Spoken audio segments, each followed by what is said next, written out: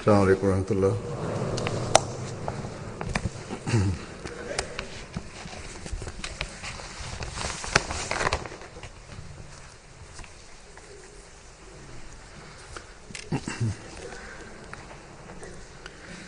أشهد أن لا إله إلا الله وحده لا شريك له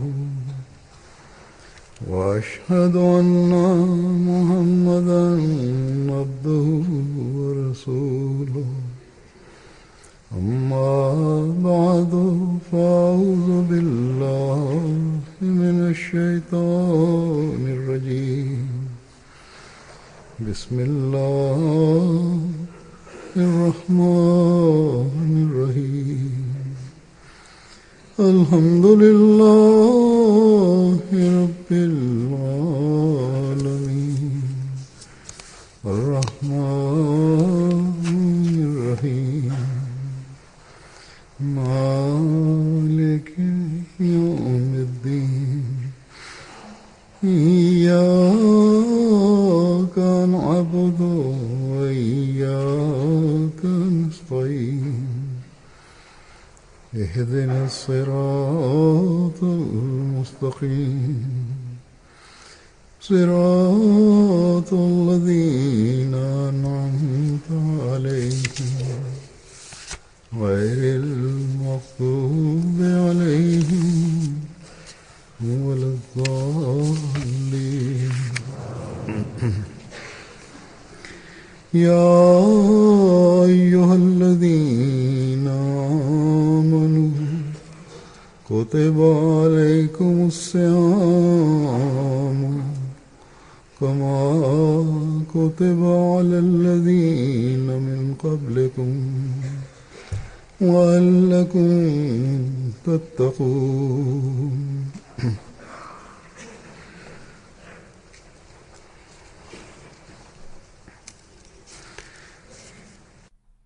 O ju që besuat,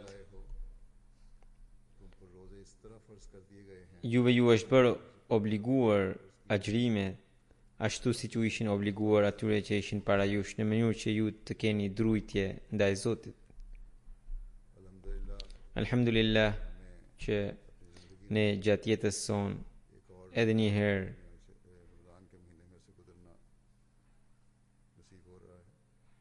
kemi mundësi të kalojmë përmes muajit të Ramazanit.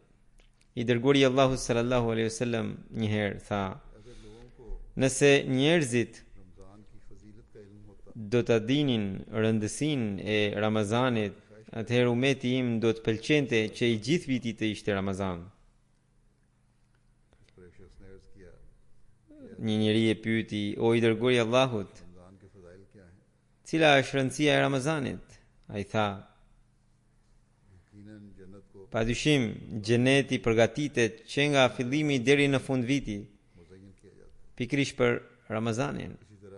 Dhe po ashtu, në një hadith tjetër që rëfet nga Hazret Abu Huraira radhiyallahu anhu, ai thot se i dërguari i Allahut sallallahu alaihi wasallam tha se ai që agjëroi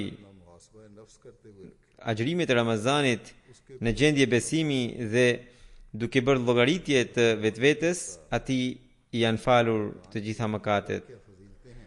Nëse do të dinit se cilat janë rëndësitë e Ramazanit, do dëshironi që i gjithë viti të jetë Ramazani. Kështu që rëndësia dhe bekimi i Ramazanit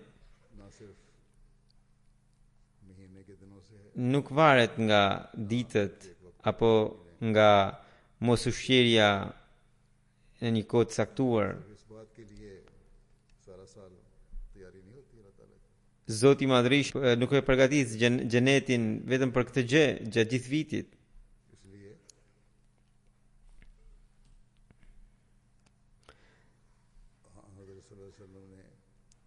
Hadithi tjetër e sqaron që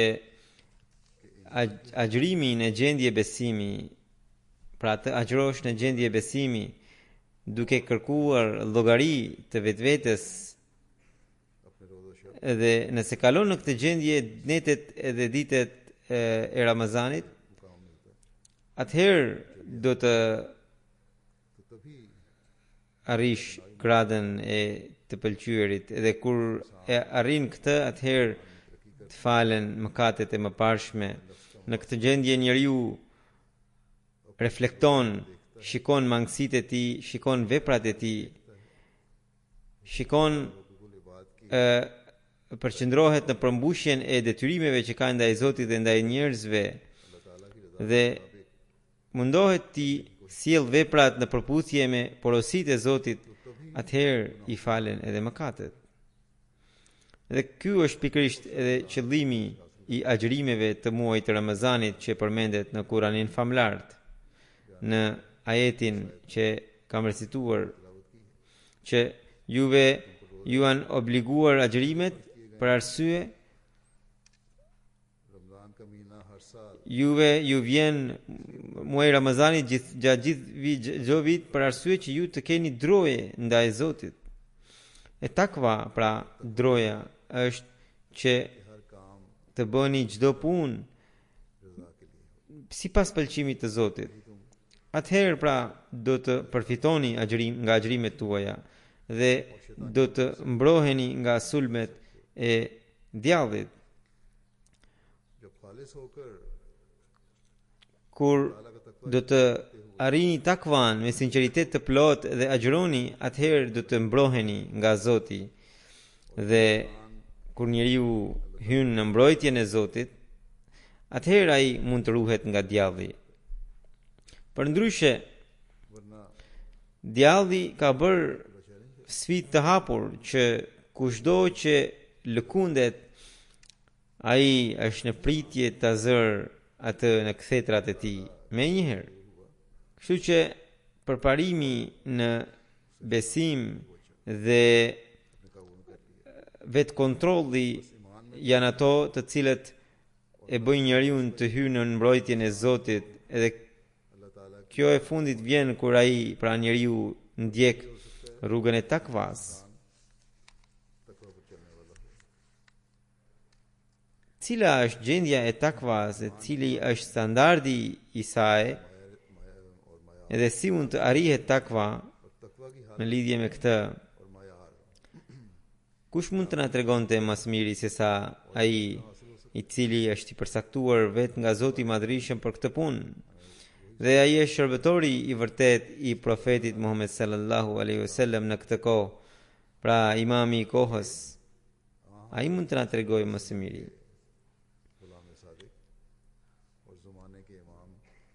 Sepse Zoti i Madhërisht atë e ka dërguar për këtë punë, ai që rivendosi edhe një herë besimin në tokë për të krijuar takva në zemrat e njerëzve.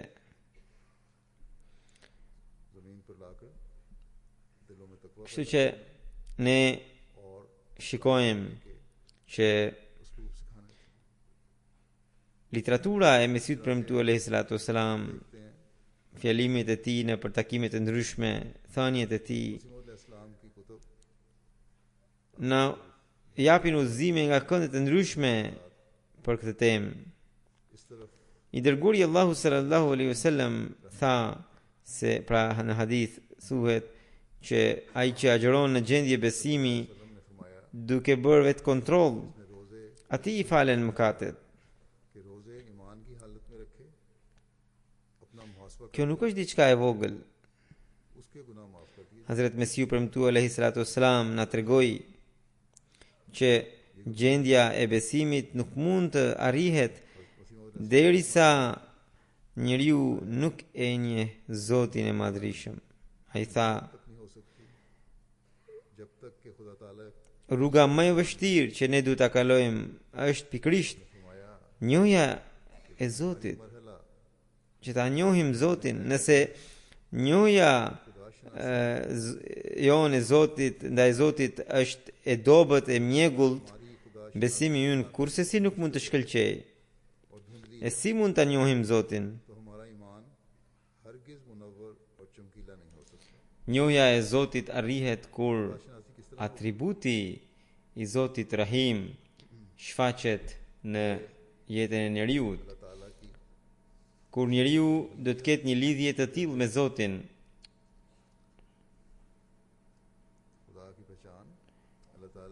sa që ai të përjetojë atributin Rahim, bekues dhe mrekullibërës në gjatë jetës së tij. Dhe këto përvoja realizohen atëherë kur do të kemi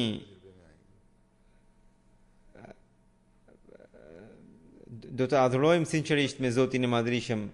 Mesiu premtues sallallahu alaihi wasallam thotë që kur atributi i Rahim edhe bekues edhe mrekullibërës vjen në përvojën e njeriut, edhe pikrisht atëherë njeriu fiton një largim nga epshet e nefsit, sepse dëshirat e nefsit lindin kur besimi nuk është i përsosur. Mesiu premtues sallallahu alaihi wasallam thotë që lehtësirat e kësaj bote, pasuritë e saj janë shumë të dashura për njeriu. Dhe nuk janë kaq të dashura bekimet e botës tjetër për të. Për të thënë njeriu thotë që unë e dua botën tjetër, por po të ishte kështu, ai për t'i arritur pra bekimet e botës tjetër, do të përpiqe të paktën aq sa përpiqet për të arritur pasuritë e kësaj bote, madje do të përpiqe edhe më shumë. Prandaj është e qartë që ai nuk ka besim të plot në premtimet e Zotit dhe në bekimet e tij. Dhe këtë duhet ta analizojmë edhe ne në jetën tonë. Pas këtij sqarimi, ne mund të kuptojmë shumë mirë që besimi nuk është diçka e vogël. Është një synim shumë i madh që na është dhënë neve. Nuk mjafton vetëm agjërimi për 30 ditë edhe as nuk bëhet përgatitjet vetëm sa për kaq. Rëndësia e Ramazanit rritet atëherë kur ne përpjekjet tona fal stërvitjes këtij muaji ti shtrim për gjatë gjithë vitit. I dërguari Allahu sallallahu alaihi wasallam në 2 fjalë na paraqiti gjithë skicën e jetës sonë. Nuk është e mjaftueshme që të themi me gojë që ne po agjërojmë në gjendje besimi, edhe vetëm pas kësaj deklarate nuk falen mëkatet tona, por profeti sallallahu alaihi wasallam thotë që këto agjërime duhet të bëni duke bërë një kontroll të vetvetes. Edhe kjo do të thotë që ne ta analizojmë besimin në bazë të këtij kriteri.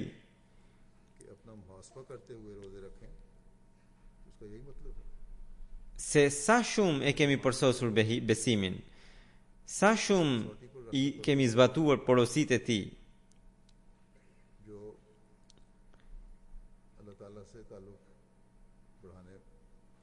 Gjendja e besimit dhe si mund ta rregullojmë atë në lidhje me këtë, Hazrat Mesiu premtuar alayhi salatu wassalam në një vend thotë që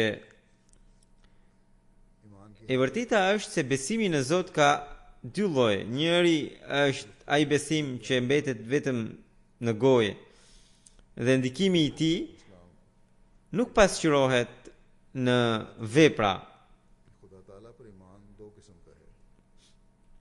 Dhe një tjetër besim është në Zot është ai që shoqërohet me dëshmitë, me vepra, derisa nuk krijohet ky besim i dytë. Nuk mund të them që për një njeri që ai të besojë në Zot, unë nuk e kuptoj që një njeri që beson edhe në Zot, pastaj të bëjë edhe mëkat. Një pjesë e madhe e njerëzve i përkasin kategorisë së parë të besimit. Unë e di që Mesihu ibn Islam thot, unë e di që ata pohojnë se besojmë në Zot, por shoh që pas kësaj deklarate ata janë të përfshirë dhe vijojnë të jenë përfshirë në likësit e kësaj bote. Cila është arsyeja që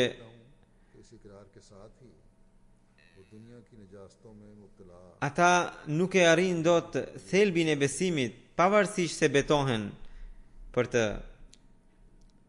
Shikoni, njeriu edhe sikur të shikojë një njeri të rëndomt në sytë të tij, nuk mund t'i vjedh ndonjë gjë atij. Si mundet atëherë që ai, edhe pse beson në Zot, edhe deklaron për këtë, ai prap shkel porositë e tij. Prandaj, unë besoj që shumica e njerëzve që thonë se ne besojmë në Zot, dikush thotë se ne besojmë në përmeshër, dikush e quan God, dikush jep një emër tjetër Zotit. Por derisa ne shohim që në praktikisht ata nuk e pasqyrojnë besimin në veprat e tyre, do të thotë se deklarata e tyre është bosh. Mesihu ibn Islam vijon që është në natyrën e njeriu që një gjë që ai beson me bindje, ai ruhet nga dëmet e tij, dëmet e saj. Shikoni, sankja është një helm, edhe njeriu është i vetëdijshëm që nuk mund të konsumojë qoftë 1 gram të atij helmi, sepse ai është i bindur për këtë, edhe për këtë arsye nuk do ta prek atë. Nga ana tjetër, ai gjithashtu deklaron se Zoti i Madhërisëm ka porositur për veprat e mira dhe të ka ndaluar nga veprat e këqija, por ai prap përfshihet në veprat e këqija. Kështu që ai nuk e ka besimin e helmit tek kjo e dyta. Është vetëm një vetë mashtrim i nefsit që ai e quan besim.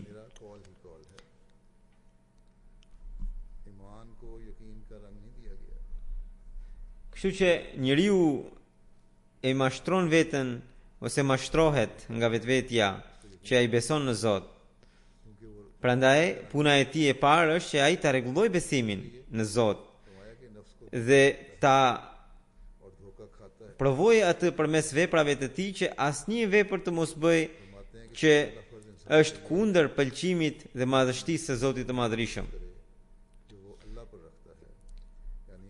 Kjo është mënyra se si mund të bëjë një besimtar analizën e vet gjatë muajit Ramazanit, sidomos kur kemi një atmosferë dhe duke parë të tjerët nxitemi për të bërë vepra të mira. Në këtë atmosferë të kushtojmë vëmendje adhurimit dhe veprave të mira, duke u përulur përpara tij, duhet i kërkojmë falje Zotit për mëkatet tona të mëparshme dhe këtë Ramazan të bëjmë edhe pjesë të jetës sonë në të ardhmen. Dhe portat e xhenetit që u hapën gjatë këtij muaji, të përpiqemi që këto porta të mbeten të hapura edhe në pjesën tjetër të vitit. Nëse dëshirojmë të shfrytëzojmë Ramazanin, atëherë me shumë përulësi duhet përulemi përpara Zotit. Dhe qëllimi i agjërimi që Zoti i Madhërisëm ka vënë përpara nesh, që është takva, pra të arrim takvan, ne duhet përpiqemi të arrim edhe atë, nivelet e takvas. Si duhet të përparojmë në takva në lidhje me këtë Hazrat Mesihu premtuar alayhi salatu selam तकवा हासिल në ka treguar mënyra të ndryshme. के भी मयार हम हासिल करने की कोशिश करनी चाहिए। Doja t'ju tregoja disa citate nga मसीह अलैहिस्सलाम ने fjalimet dhe librat e tij. तरीके से समझाया है, उस बारे में भी बातें पेश करता हूँ। Besimi i njeriut mund të përparojë vetëm atëherë kur përparon takva. Takva do të thotë droje ndaj Zotit.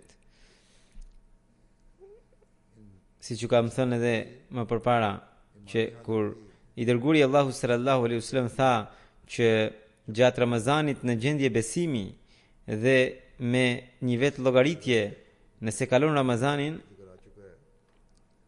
dhe fjalët e profetit sallallahu alaihi wasallam do të thotë që të përparosh në takva, të kthesh gjendjen tënde në përputhje me pëlqimin e Zotit. Nëse do ta kalosh në këtë mënyrë Ramazanin, atëherë takva do të mbetet pjesë e pandashme e jetës së njeriu. ये दिन गुजारो, अगर इसमें से कामयाब गुजर गए Në këtë mënyrë njeriu nuk e përmirëson njeriu përmirëson veten e tij jo vetëm gjatë Ramazanit, por gjatë gjithë jetës së tij. Duke na tërhequr vëmendjen te kjo pikë, Hazrat Mesiu premtues selam thotë që qëllimi kryesor i Kuranit dhe i mësimeve të Islamit është takva, por pikërisht këtë sot nuk e shohim. Njerëzit agjërojnë, falin namazet, por janë të zbrazët nga takva dhe për këtë arsye po këto namaze dhe agjërime po i bëjnë mëkatar. Në emër të Islamit sot shohim po përhapet terrorizmi, dhuna, vriten njerëzit të pafajshëm. E gjithë kjo ndodh sepse nuk ka takva. ये इस्लाम के नाम पर जो Jo më larë se 2 ditë. Çdo ditë ndodh, por jo më larë se 2 ditë në Afganistan, muslimanët janë vrarë afërsisht 100 veta në mënyrë shumë barbare. 2 दिन पहले हर रोज कुछ ना कुछ होता है। A do t'u bëj ndonjë dobi Ramazani tyre? Afghanistan में भी बड़े जारमाना तौर पर A vallë, a përfitojnë edhe këta njerëz nga Ramazani? Patjetër që jo, sepse këta po punojnë kundër porosive të Zotit të Madhërisëm. Janë larguar nga porositë e tij dhe rrjedhimisht janë larguar edhe nga takva. यकीनन नहीं, क्योंकि ये अल्लाह ताला के हुक्मों के खिलाफ करने वाले लोग Dhe अल्लाह के अहकाम से pikrisht në mu sipas mësimit të Kuranit, Mesiu premtues sallallahu alaihi wasallam kishte thënë që pa takva edhe namazet janë të padobishme, madje bëhen qelsi i xhehenemit. Prandaj njerëzit e tillë çfarë mund të përfitojnë nga Ramazani kur janë të zbrazët nga takva, të cilët bëjnë dhunë në emër të Allahut, në emër të profetit të tij. Kurse si nuk mund të përfitojnë ata nga Ramazani, madje तकवा से आ रही है। ata do të ndëshkohen nga Zoti në një kohë të tillë kur dhuna dhe barbariteti Ramzan से dëgjojmë gjithandej ngjarje të tilla. Ne ahmedianët duhet i kërkojmë falje Zotit më shumë se përpara dhe duhet ta lavdërojmë atë që ai na ka shkëputur nga njerëzit e tillë dhe na bëri të pranojmë Mesiun e premtuar alayhi salatu wasalam. Dhe si rrethoj ne duhet të kemi sy veprave tona, ndaj veprave tona dhe ndaj si të forcojmë besimin ton. अपने अमलों पर नजर रखनी चाहिए। Pra për këtë ne duhet ta falenderojmë shumë Zotin e Madhërisëm që Mesiu premtuar alayhi salatu wasalam na ka treguar ato rrugë që janë rrugët që të na çojnë drejt Zotit. Mesiu premtuar alayhi salam thot, rrënja e besimit është takva dhe pastërtia. हमें आपने वो रास्ते दिखाए Pra जो खुदा ताला के से मिलाने के रास्ते हैं। besimi fillon nga takva, thot Mesiu premtuar alayhi salam, dhe po me takva ai vaditet dhe कि जड़ जो है kërkesat vetjake dhe nefsit mbyten përmes takvas. Mesihu premtuesi sallallahu alaihi wasallam ka treguar shumë qartë që pa takva nuk mund të ketë besim dhe madje tha që takva jo vetëm që është rrënje e besimit, por është edhe ushqimi i tij. Nëse do ketë takva, atëherë veprat do të jenë të pastra dhe do të jenë sipas pëlqimit të Zotit. Vetëm atëherë do të përparojë njeriu pra në besim. Kjo gjithashtu ka sqaruar që edhe frutet e Ramazanit janë të kushtozuara me takva. Nëse do të rritet takva, do të rritet edhe besimi. Sepse do të kemi vëmendje ndaj vetë kontrollit. Kur ne do të bëjmë një vetë kontroll, atëherë do të arrijmë të frenojmë kërkesat vetjake, pra tundimet vetjake, dhe siç u thash, që pikrisht pasi i mbysim tundimet vetjake, ne mund t'i afrohemi Zotit. Duke treguar më shumë realitetin e takvas, Hazrat Mesihu premtuesi sallallahu alaihi wasallam thot: takvaja e vërtet e cila e lan njeriu, e pastron njeriu dhe për të cilën vijnë profetët, është zhdukur nga bota. Pa kush mund të jetë ai që përmbush ajetin qad aflaha man zakkaha, pra fitoi ai që e pastroi veten. Nëse njeriu do të jetë me takva, engjëjt i japin dorë atij njeriu. Njerëzit nuk e vlerësojnë takvan, përndryshe ata të gjitha kënaqësitë do t'i gjenin përmes rrugëve të lejuara. Pra Mesihu premtuesi Islam thot që nëse njerëzit do të kishin vlerë, do të vlerësonin takvan, atëherë Zoti do t'u jepte të gjitha kënaqësitë përmes rrugëve të drejta. Thot vjedh që të ketë para, por nëse ai duron, Zoti ka fuqi të plot t'i jap nga rruga tjetër, nga rruga e lejuar. Po ashtu një kurvar bën kurvëri, por nëse ai duron, Zoti ka mundësi që t'i hap një rrugë që atij t'i plotësohen dëshirat. Mesihu premtuesi Islam vijon në hadith, profeti sallallahu alaihi wasallam thotë se asnjë vjedhës nuk vjedh, por në gjendje kur ai nuk është besimtar, dhe po ashtu asnjë kurvar nuk bën kurvëri, por në gjendje kur ai nuk është besimtar. Pra do të thotë që kur njeriu bën mëkat, do të thotë se ai largohet nga besimi. Thotë Mesihu premtuesi Islam vijon që kur një luan qëndron në shqipe mbi kokë ndaj një dele, ajo nuk mund t'i shkojë mendja që të ha bar. Atëherë besimtari le të ketë besim të paktën se sa delja ka në luan.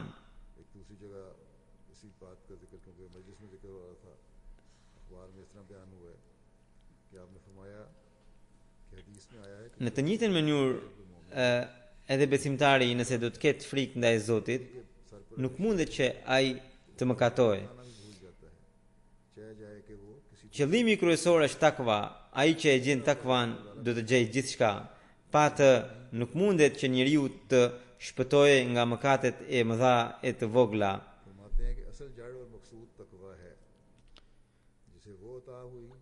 Hazrat Mesihu premtuesi selam vijon: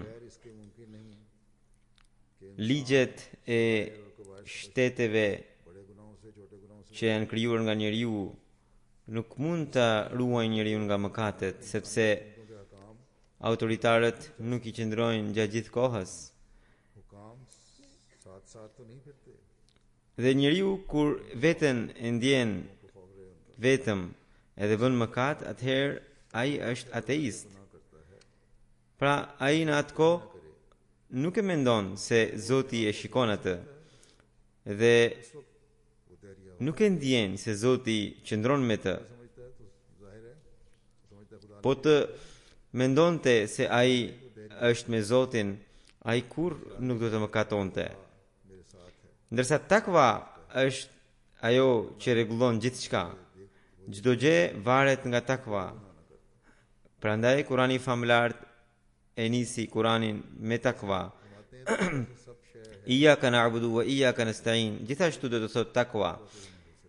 Dhe do të thotë që njeriu i Zotit, edhe pse e adhuron Zotin dhe kaq shumë takwa ka, saqë ai prap se prap atë adhurim nuk e quan meritën e vet, por i kërkon ndihmë Zotit. Dhe i thot Zotit që o Zot, unë të adhuroj ty, por kjo nuk është merita ime. Edhe për këtë arsye, ty të kërkoj ndihmë. Pavarësisht se është robi ai që vepron. Edhe pra ai thot iyyaka nasta'in, ty të kërkoj ndihmë. Me një fjalë ai pohon që edhe adhurimi po bëhet me ndihmën e Zotit. Edhe mos e kishte ndihmën e Zotit, ai nuk mund ta bënte as këtë. Edhe për këtë arsye ai i kërkon ndihmë edhe për të ardhmen, që edhe në të ardhmen ai të vijojë të adhurojë Zotin siç duhet. Ky është standardi i takvas që Kurani e mëson që në fillim. Marim surën tjetër vijuese. Edhe atje fillon me hudal lil muttaqin, që ky libër është udhëzim për ata që kanë takva. Kështu që namazi, zakati dhe agjërimet, të gjitha këto pranohen vetëm atëherë kur njeriu ka takva. Kështu që takva, pra druajtje ndaj Zotit, do të ketë, atëherë agjërimet do të pranohen. Nëse nuk ka takva, atëherë edhe këto gjëra nuk janë të pranueshme. Mesiu premtuar Islam thot që kur i përsoset takva njeriut, atëherë Zoti i largon të gjitha tundimet e nefsit, të gjitha ato tundime që i nxisin për mëkat.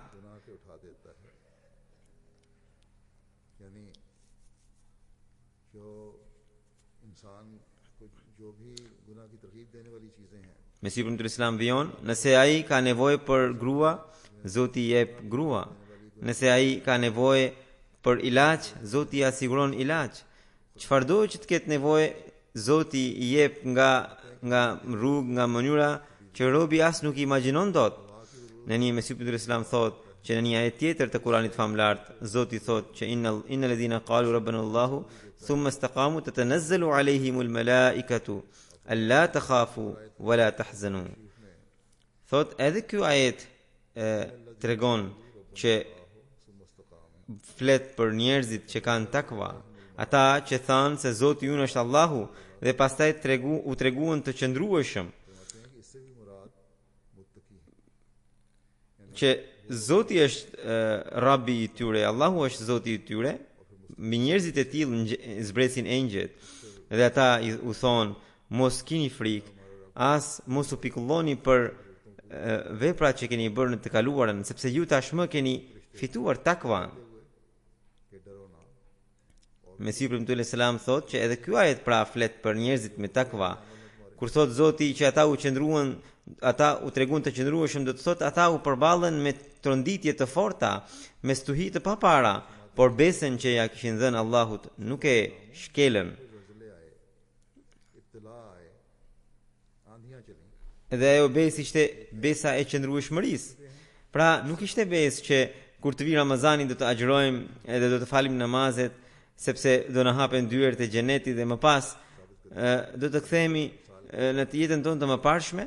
Nuk ndodh kështu. Mesiu premtuar Islam thotë se njerëzit kur sipas këtij ajeti do të tregohen të tillë, atëherë engjëjt zbresin te ta.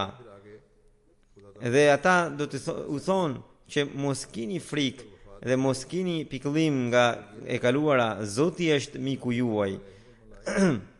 Wa abshiru bil jannati allati kuntum tu'adun. Dhe u japin lajm të gëzueshëm, lajmin e mirë për xhenetin. Thot për të cilin ju do ta gëzoni. Mesiu premtuar Islam thotë se këtu bëhet fjalë për xhenetin e kësaj bote. Nuk flitet vetëm për xhenetin e botës tjetër. Siç Kurani famlart thotë që waliman khafa maqama rabbih jannatan, që ai që i friksohet Zotit siç duhet, ai do të ketë 2 xhenete. Pastaj më tutje engjëjt u thon, ne jemi miq tuaj edhe në këtë botë, edhe në botën tjetër. Kështu që Zoti i fal mëkatet atëherë kur njeriu tregohet I qëndrueshëm në veprat e mira dhe jo vetëm që u fal mëkatet, por u jep edhe begatit dhe bekimet e kësaj bote dhe u jep lajmin e mirë që edhe në ahiretin do të jetë miku I tyre. Sa fatlum janë ata mes nesh, të cilët marrin vendimin për gjithë jetën gjatë këtij Ramazani që do ta ndryshojnë veten e tyre dhe do të kalojnë jetën sipas porosive të Zotit edhe jashtë Ramazanit.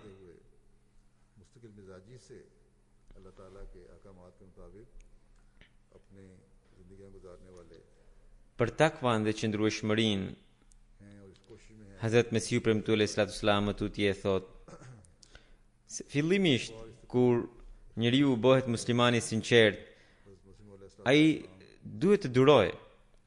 Edhe sahabët e profetit sallallahu alaihi wasallam u përballën me kohra që u detyruan të kalonin jetën, mbijetonin me gjethe, nuk gjenin një copë buke. Asnjë njeri nuk mund t'i bëj mirësi njeriut derisa Zoti nuk I bën mirësi.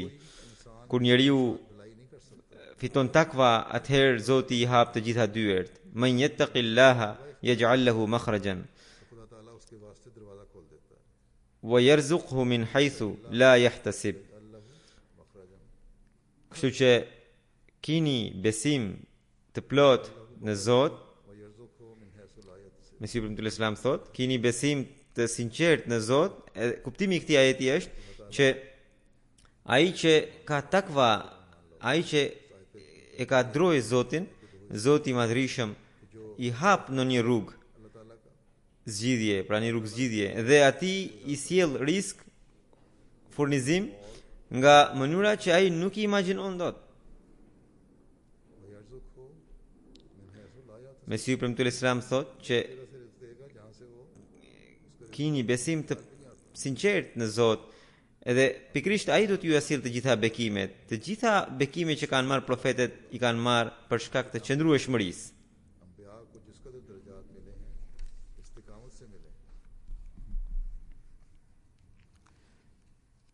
Vetëm namazet e thata dhe agjërimet e thata asnjë gjë nuk bëjnë. Duhet qëndrueshmëri. Atëherë njeriu gjen gjithçka.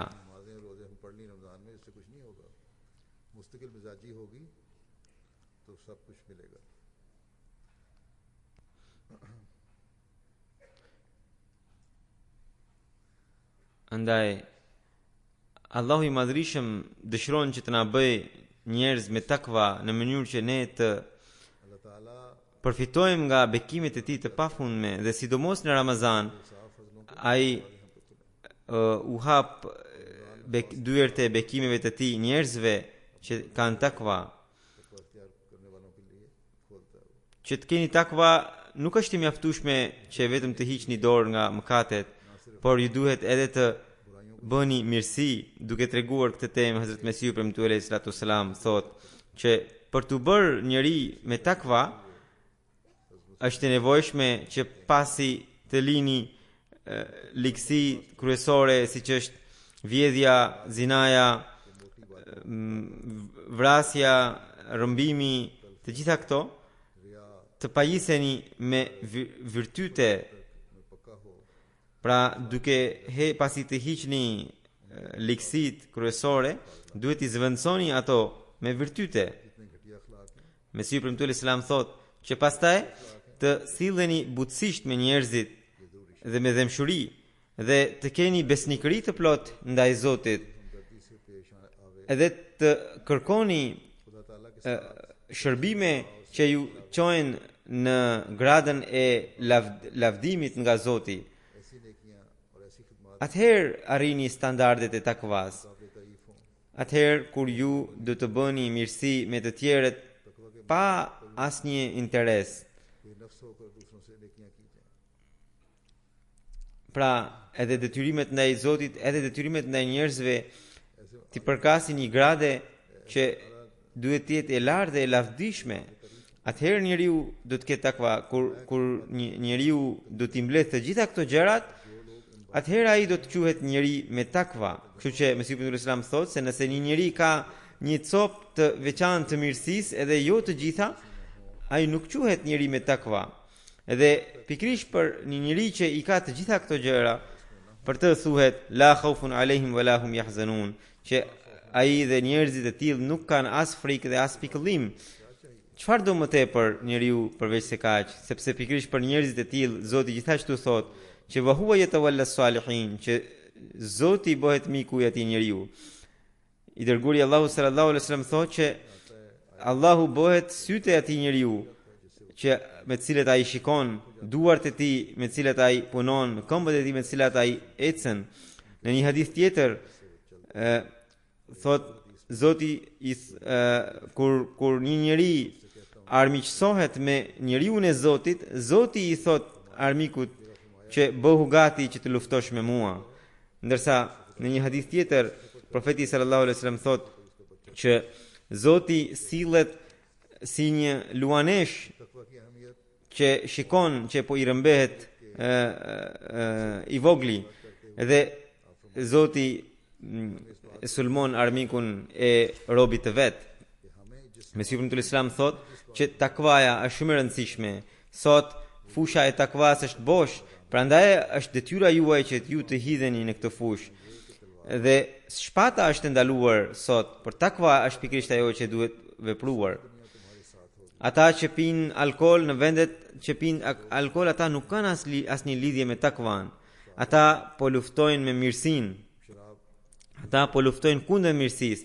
Kështu që lutem që xhamatit Zoti i dhënë njerëz të tillë të cilët luftojnë kundër së keqes dhe të përparojnë në fushën e takvas. Ky është suksesi më i madh. Nuk ka sukses më të madh se sa ky.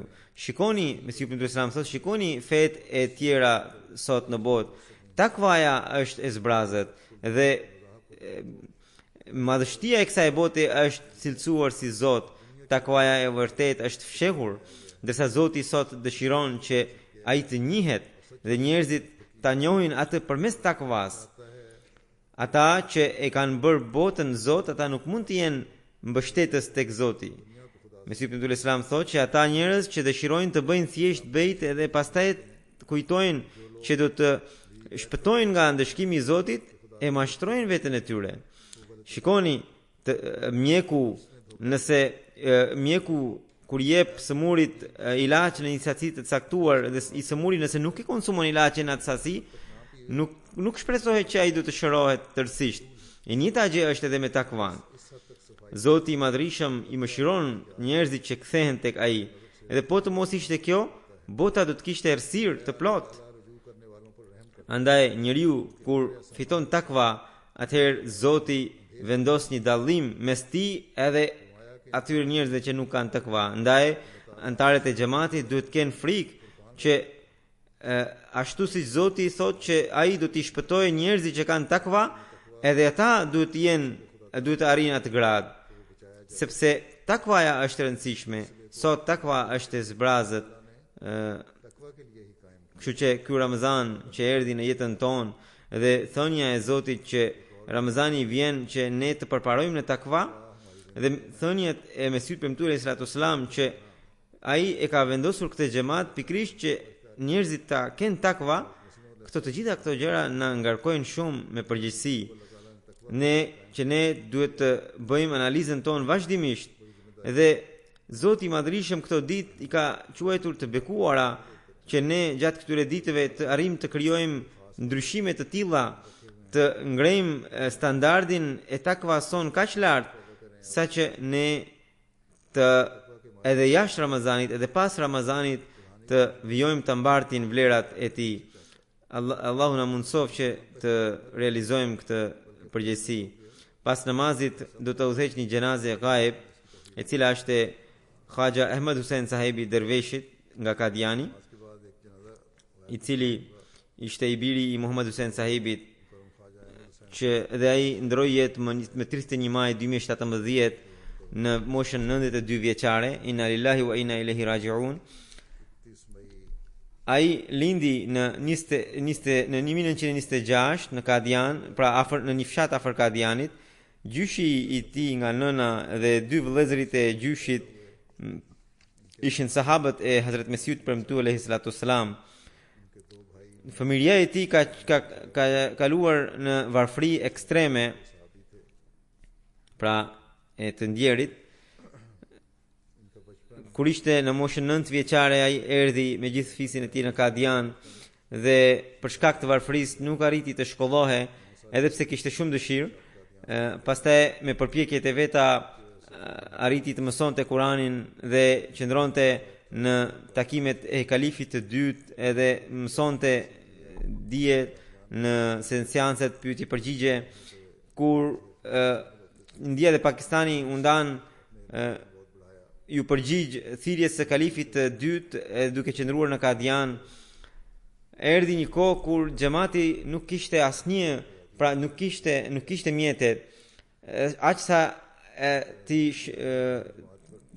shërbente ose ti jepte diçka derveshëve që kishin mbetur në Kadian. Edhe atëherë kishte bërë thirrje këtyre njerëzve që të dilnin edhe të bënin në një punë edhe të sillnin, të fitonin diçka. Kështu që ky ndjeri kishte një profesion edhe udhtoi në jug të Indis, edhe nga 1953 deri në 62-ën punoi në jug të Indis, edhe pastaj u kthye në Kadian për të shërbyer edhe një herë xhamatit. Në 89-ën ai doli në pension.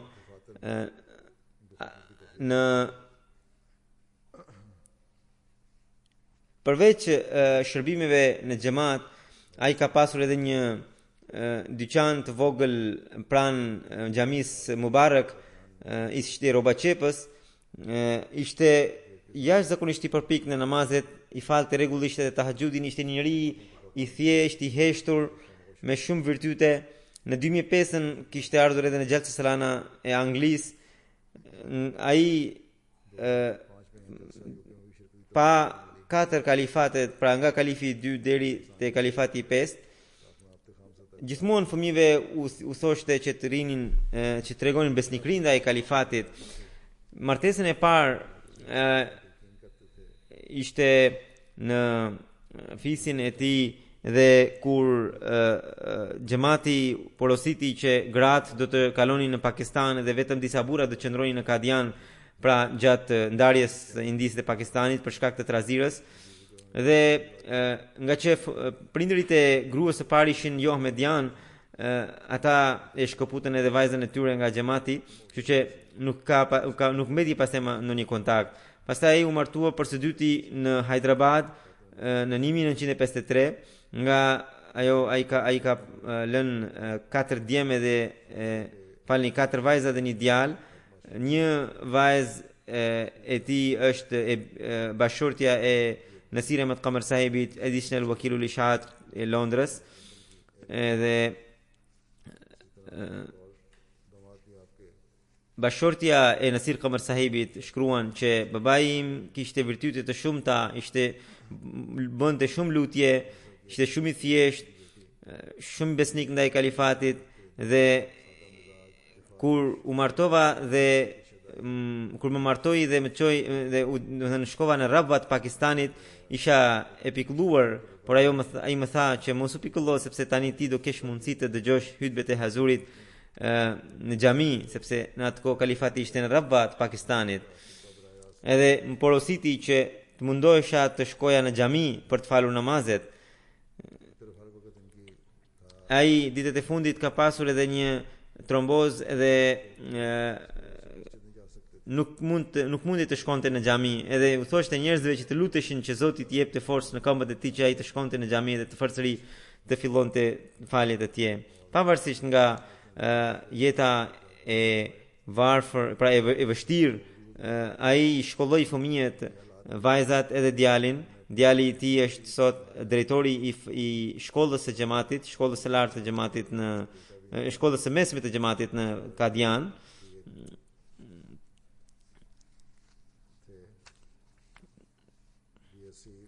Allahu me ngrit nivelet në xhenet dhe i bë fëmijë pasardhësit dhe pasardhësit e pasardhësve që të jenë të lidhur me Islamin e vërtet, edhe sakrifica që ka bërë i ndjeri të bekohen edhe pasardhësit dhe pasardhësit e pasardhësve, nga sakrificat e tij. याद रखने और वफा का ताल्लुक रखने का जमात से तौफीक अता फरमाए।